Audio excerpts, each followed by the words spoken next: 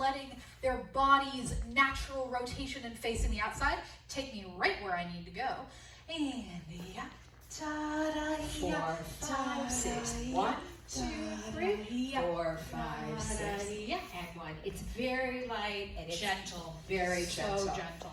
And then we did the cross-step waltz mixer, which is super hard to do with only one person, but one couple. But it's 2 basics, so which could be anything. 1 and 2, and I put my partner right in, side. Out. And then I'm the next person. We go inside, turn back, 2 close, and then you have 2 basics. We said that you could do your basic that overturns and goes into the grapevine outside turn. You could do a basic and a tuck and turn.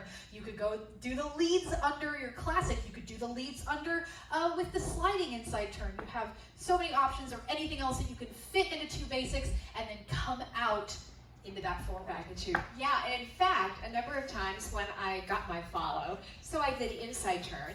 I did the inside turn, back to close. I over-rotated, and I could do very well. Right? I didn't have to use a basic to over-rotate. Yeah. I just put myself in that position and went for it. The world is your oyster. That's right.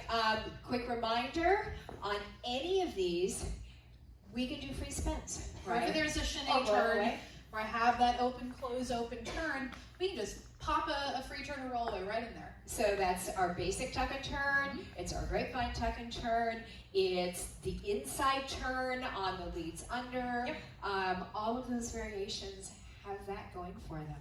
So I think that's it. You guys are amazing. It was so cool. So much fun. You guys are the best. All right, that's it. Thank you.